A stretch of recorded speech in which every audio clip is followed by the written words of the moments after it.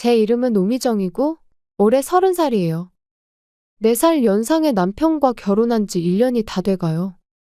남편은 회사원이고 저는 재택근무를 하고 있어요. 일이 어느 정도 안정권에 오르기도 했고 지금 살고 있는 아파트가 조금 좁게 느껴지기 시작했을 때예요. 제가 이사 이야기를 꺼내기 전에 남편이 우리 다른 곳으로 이사하는 게 어떻겠어? 라고 먼저 말했어요. 저는 깜짝 놀랐지만 남편도 이사를 생각하고 있었다는 사실이 기뻤어요. 너도 제대로 된 작업실이 필요하잖아?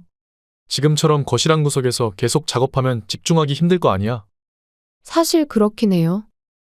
남편이 없는 낮에는 신경 쓸 일이 없지만 일이 길어지고 밤에도 작업하게 되면 저도 남편도 신경 쓰이게 되거든요. 그런 부분도 고려한 제안이었던 것 같아요. 이사할 동네는 내가 출퇴근하기 편한 곳이면 좋겠고, 구조 같은 건 너가 마음에 드는 곳으로 고르도록 해. 다정한 남편에게 고마워하며 저는 곧바로 집 구하기에 나섰어요. 그 후 몇 군데를 둘러보고 남편의 동의를 얻어 새로운 아파트로 이사하게 되었어요. 하지만 이 아파트로 이사를 하면서 남편과의 사이에 균열이 생기기 시작했어요. 이사해서 짐도 다 풀고 저 혼자만의 작업실도 생겨서 아주 만족스러운 이사였어요. 제 방에는 업무에 필요한 책도 깔끔하게 정리할 수 있고 업무 환경이 잘 갖추어져 있어서 일 속도도 빨라진 듯 했어요. 모든 것이 순조롭게 잘 풀리고 있다고 생각하던 어느 날입니다. 업무 틈틈이 식재료를 사러 나갔다가 돌아오는 길에 이삿짐 센터 트럭이 아파트 앞에 서 있는 걸 봤어요. 또 누군가 새로 이사 오나 보다 하고 생각하며 집으로 돌아갔어요. 그날 밤 인터폰이 울려서 확인해 보니 시어머니가 계셨어요. 어머님, 이 시간에 어쩐 일이세요? 남편이 아직 퇴근하지 않아 제가 맞이하자 시어머니는 활짝 웃으며 오늘부터 이 아파트에 살기로 했어. 내 집은 2층의 동쪽 코너에 있는 집이야. 그래서 이사 왔다고 알려주러 온 거야. 라고 웃으며 말씀하셨어요. 어머님 그러면 전에 사시던 집은 어떻게 하셨어요? 아, 그 집은 팔았어. 그 판 돈으로 이곳으로 이사 온 거니까. 사실 시댁에는 시어머니 혼자 살고 있었어요. 시아버지가 자산이 꽤 있었기 때문에 집이 컸던 것 같아요. 근데 굳이 팔아서까지 이곳으로 이사 온 이유가 궁금했어요. 시어머니에게 그 이유를 물었더니 그 집은 나한테는 너무 큰 집이었어. 그래서 아들한테 말했더니 너희 이사하는 집 근처로 이사 오라고 하더라고. 어차피 이사 갈 거면 같은 아파트에 사는 것도 괜찮을 것 같아서 왔지. 아무리 근처로 이사 오라고 해도 굳이 같은 아파트에 같은 층으로 이사 올 필요가 있었을까? 시어머니는 시아버지가 돌아가신 이후라고는 하지만 남편에게 의존적인 부분이 있는 것 같아요. 앞으로의 생활에 지장이 있을 것 같다는 것은 쉽게 예상할 수 있었어요. 그 후 시어머니는 짐 정리하느라 바빴는지 일주일 정도는 우리 집에 오지 않았어요. 이대로 우리 생활에 끼어들지 않았으면 좋겠다는 것이 제 소원이었어요. 하지만 제 소원은 곧 흔적도 없이 산산조각이 났어요. 시도 때도 없이 매일같이 우리 집에 찾아오기 시작한 거예요. 게다가 남편이 늦게 퇴근하지 않는 날에는 꼭 우리 집에서 저녁을 먹고 가는 거예요. 그리고 시어머니가 낮에 집에 오시면서 낮에 일할 수 있는 시간은 점점 줄어들었어요. 시어머니는 요즘 재택근무가 보편화되어 있는데도 제가 하루 종일 컴퓨터 앞에 앉아서 그림만 그리고 있다고 생각하시는 것 같아요. 저도 시어머니에게 제가 작업실에서 작업하고 있을 때는 말을 걸지 말아달라고 부탁을 드렸어요. 그런데도 방문을 쾅쾅 두드리며 며느라, 방 안에서 놀지 말고 청소 좀 해라. 이렇게 지저분하게 집을 해두면 아들이 집에 왔을 때 불쌍하잖아. 라고 소리치는 거예요. 이 소리는 제가 방을 나갈 때까지 계속돼요. 결국 일을 중단하고 청소를 해야만 하는 상황이 벌어지죠. 한 가지 알려드릴 건 거실에 로봇 청소기가 있어서 자동으로 청소를 해준다는 거예요. 시어머니에게 로봇 청소기에 대해 이야기해도 청소는 사람이 해야지. 이런 기계가 뭘 할 수 있겠어? 라는 부정적인 말만 들었어요. 남편에게 시어머니의 방문 횟수를 줄였으면 좋겠다고 여러 번 이야기했어요. 제가 이야기를 하면 대답은 잘해줘요. 하지만 시어머니의 방문 빈도는 전혀 줄어들지 않았어요. 이런 일로 인해 제 스트레스는 계속 쌓여만 갔어요. 그래서 저는 이런 문제를 잘 아는 사람에게 하소연했어요. 아가씨, 제 얘기 좀 들어주세요. 새언니, 무슨 일 있어요? 대답해 준 건 신우예요. 저와 동갑내기인 아가씨는 이미 몇 년 전에 결혼해서 2살짜리 딸이 있어요. 동갑내기라 그런지 제가 많이 의지가 돼요. 우리가 이사한 아파트에 어머님도 이사 오셔서 매일같이 우리 집에 와요. 게다가 집안일도 간섭하시고 내 일도 방해하시고 신경이 이만저만 쓰이는 게 아니에요. 엄마는 불편하게 왜 그런데요? 어머님은 예전부터 오빠를 좋아해서 그런 것 같아요. 하지만 결혼한 뒤에도 집착하는 건 지나친 것 같지 않아요? 알겠어요. 저도 엄마에게 한번 말해볼게요. 얼마나 효과가 있을지는 모르겠지만. 그리고 만약 일이 잘 안 풀린다면 우리 집에 와서 해도 괜찮아요. 낮에는 어린이집 보내고 조용하니까요. 이런 제안까지 해준 아가씨에게 고마웠어요. 그 후 정말 아가씨가 시어머니에게 주의를 준 건지 시어머니의 방문이 뚝 끊겼어요. 갑작스런 방문이 없어져서 드디어 일에 집중할 수 있을 거라 생각했는데 남편의 귀가 시간이 점점 늦어졌어요. 게다가 남편은 집에 돌아오자마자 목욕을 하고 그 후엔 거실 소파에 누워서 쉬기만 하는 거예요. 원체 둔감한 저는 일주일 동안 남편의 행동이 이상하다는 것을 눈치채지 못했어요.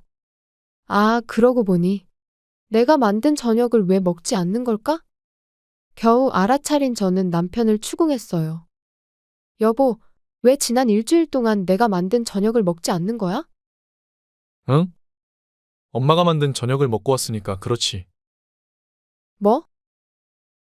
왜 여기서 어머님 이야기가 나오는 거야? 왜냐면 너가 엄마한테 말했다며?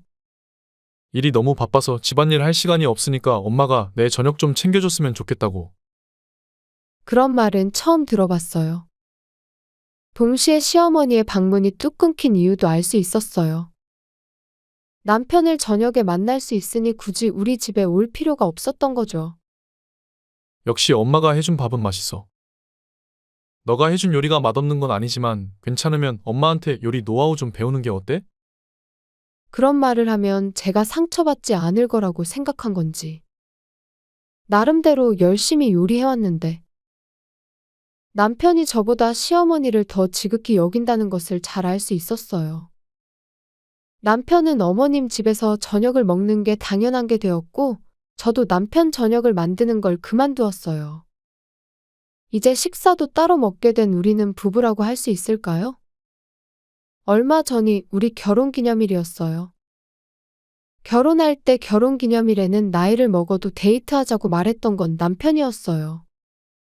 그래서 저는 결혼 기념일 하루를 통째로 데이트하기 위해 열심히 일했어요. 그런데 당일이 되어도 남편은 아무 말도 하지 않았어요. 완전히 까먹었다는 뜻이겠지요? 그날도 저녁에 시어머니 집에서 밥 먹고 돌아왔어요. 저는 이날을 위해 산 원피스를 입고 예쁘게 화장도 하고 머리도 손질하고 기다리고 있었는데도 말이에요. 남편은 돌아오자마자 이렇게 말했어요. 뭐야? 무슨 일 있어? 왜 그렇게 차려입고 있어? 오늘 무슨 날인지 알아? 미안, 결혼기념일이었네. 지금 와서 생각해도 너무 늦었어. 저는 남편의 옆을 지나서 욕실로 향했어요. 화장한 제 얼굴이 우스꽝스럽게 느껴졌어요. 이날을 위해 구입한 원피스도 꼴도 보기 싫어서 쓰레기통에 버렸어요. 그 이후로 저는 남편과 대화하지 않았어요. 아가씨에게는 일단 연락을 해놔야겠다고 생각했어요. 우리 부부를 갈라놓은 건 남편의 무뚝뚝함과 시어머니 때문이에요. 아가씨도 엄마랑 오빠 때문에 마음고생 많네요. 오빠는 반성할 때까지 그냥 내비두세요. 정신 못 차리면 집에서 쫓아내버려요. 제 마음을 이해해주는 사람이 있다는 생각이 드니 든든했어요. 어느 날 일이에요. 오늘은 업무 관련 원격 회의가 있는 날이었어요. 회의는 2시쯤부터 시작해서 생각보다 길어졌어요. 그런 회의 중이던 제 작업실에 남편이 갑자기 소리를 지르며 들어왔어요.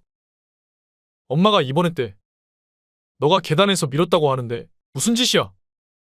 이게 무슨 뚱딴지 같은 소리인지. 중요한 회의 중이라 도중에 자리를 비우지 못해 일단 남편에게 나가달라고 부탁했지만 남편은 나갈 생각이 없어 보였어요. 회의를 진행하던 담당자들이 눈치를 보더니 회의를 중간에 중단시켜 주셨어요. 그리고 남편이 손을 휘두르며 제 뺨을 때렸어요. 지금 무슨 짓이야? 지금 날 때렸어? 시끄러워.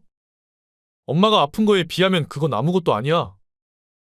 남편은 그렇게 말하면서 제 팔을 잡고 어디론가 데려가려고 했어요. 이거 나? 어딜 데려가려는 거야? 이거 놓지 못해? 그때 초인종이 울렸어요. 남편은 누가 왔는지 아는 것 같았어요. 경찰입니다. 노미정 씨 계십니까? 남편은 의기양양하게 경찰관의 물음에 대답했어요. 여기 있습니다. 이 여자가 엄마를 민범인이에요. 경찰서든 어디든 데려가 주세요. 남편은 시어머니의 말만 믿고 저를 범인으로 착각하고 있어요. 저는 경찰관에게 질문했어요. 어머님이 계단에서 떨어진 시간이 몇 시예요? 그 시간이라면 저는 원격 회의 중이었어요. 담당자한테 확인하면 금방 알 수 있어요. 그런 건 얼마든지 속일 수 있잖아. 잠깐 화장실 간다고 자리를 비운다든지 택배가 왔다든지 전혀 자리를 비우지 않았다고 말할 수 있어. 저는 남편 말을 무시하고 경찰관에게 질문을 이어갔어요. 어머님이 아파트 계단에서 굴렀다는 거죠? CCTV는 촬영된 게 없나요? 계단에도 CCTV가 있었던 걸로 기억하는데요. CCTV 확인했어요. 그런데 이상하게 녹화 영상에는 다치신 분밖에 안 나와요. 듣기로는 노미정 씨가 밀었다고 했는데 실제로는 혼자서 계단을 구르는 영상만 남아 있어요. CCTV 사각지대가 있는 게 아니에요. 그렇지 않으면 엄마가 거짓말을 하고 있다는 건가요? 저희는 CCTV에 녹화된 걸 믿을 수밖에 없어요. 그래서 거짓말을 하고 있는 걸로 판단됩니다. 그러면서 경찰관은 다시 돌아갔어요. 역시 제가 밀은 게 아니라는 증거가 확실하다는 거겠죠. 정말로 뒤에서 민 게 아니야? 정말 안 그랬어. 내가 어머님한테 그런 짓 해서 득이 될 게 뭐가 있겠어? 평소에 감정 쌓인 게 많을 거 아니야? 마음에 쌓인 게 있긴 해도 그렇다고 사람을 밀쳐서 다치게 하는 거랑은 다른 거잖아. 그럼 엄마는 왜 혼자서 계단에서 구른 거야? 그걸 내가 어떻게 알아? 더 이상 일하는 거 방해하지 마. 그러면 나랑 같이 엄마가 입원해 있는 병원으로 가보자. 지금 상황에 가고 싶겠어? 지금 회의도 다 안 끝나서 바빠? 그렇게 말하고 저는 방문을 닫고 잠가버렸어요. 한동안 남편은 문 앞에서 소리를 질렀지만 제가 나오지 않자 포기하고 혼자서 병원으로 향하는 것 같았어요. 조용해진 것을 보고 저도 어디론가 향했어요. 몇 시간 후 남편이 돌아왔어요. 어떻게 이 집에 돌아와야 하나 싶었는데 할 말이 있어서 다시 왔어요. 어딘지 모르게 서운한 표정을 짓고 있는 남편에게 저는 무언가를 들이댔어요. 남편은 깜짝 놀란 표정을 지었어요. 이거 내 건 이미 서명했으니까 빨리 서명해 줄래? 잠깐만, 이걸 지금 내민다고? 남편이 말한 건 바로 이혼 신고서였어요. 더 이상 당신과 함께 살기 싫어. 내가 둘 사이에서 빠져줄 테니까 어머님이랑 잘 살아봐. 이번 일은 내가 잘못했어. 진심으로 사과할 테니 용서해 줄래? 뭐? 정말 나한테 잘못한 걸 알긴 하는 거야? 날 때린 거, 무슨 수를 써서라도 범인으로 만들려고 한 거, 모두 다 잘못한 거 인정해? 그것들은 요즘 우리가 남보다 못한 사이라고 못 느껴? 밥도 전부 어머님이 챙겨주시는 거 먹잖아. 내가 해준 요리는 먹고 싶지 않은 거겠지. 그리고 까먹을 게 따로 있지. 어떻게 결혼기념일을 잊어버려? 그래서 지금 미안하다고 하잖아. 내가 어떻게 하면 용서해 줄 수 있겠어? 용서하고 안 하고는 이제 중요하지 않아. 나는 이제 그냥 혼자 지내고 싶어. 남편이 무슨 말을 하든 제 이혼 결심은 확고했어요. 남편은 이제야 제가 다시 시작할 생각이 없다는 걸 알아차린 것 같았어요. 이렇게 해서 우리는 이혼하게 되었어요. 그 후에 이혼하면서 저는 남편을 집에서 쫓아냈어요. 이 아파트는 제 명의로 계약했었고, 월세도 제가 냈어요. 말씀드리는 걸 깜빡했는데, 사실 저는 일러스트레이터예요. 수입도 남편보다 훨씬 많아요. 남편도 그 사실을 잘 알고 있기 때문에 간단히 짐을 싸서 나갔어요. 아마 이대로 시어머니 집으로 돌아갔을 거예요. 그리고 시어머니가 다친 곳은 운이 나쁘게도 다리였어요. 재활치료에 따라 달라지겠지만 휠체어나 간병이 필요하게 될 것 같다고 했다네요. 혼자 넘어져서 저에게 누명을 씌우려 했던 시어머니는 자업자득으로 건강을 잃게 된 거죠. 분명 남편은 간병을 위해 직장을 그만둬야 할 거예요. 앞으로 둘이서 사이좋게 의지하며 살면 되겠네요. 한편 저는 그 아파트를 나와 조용한 시골로 이사 갔어요. 일은 인터넷만 되면 어디든 상관이 없거든요. 당분간은 도시의 번잡함을 떠나 자연과 함께 생활하려고 해요. 그리고 아가씨와는 여전히 친하게 지내고 있어요. 앞으로도 좋은 사람들과 행복한 시간을 보내고 싶네요. 시청해주셔서 감사합니다. 그럼 다음 영상에서 다시 뵙겠습니다.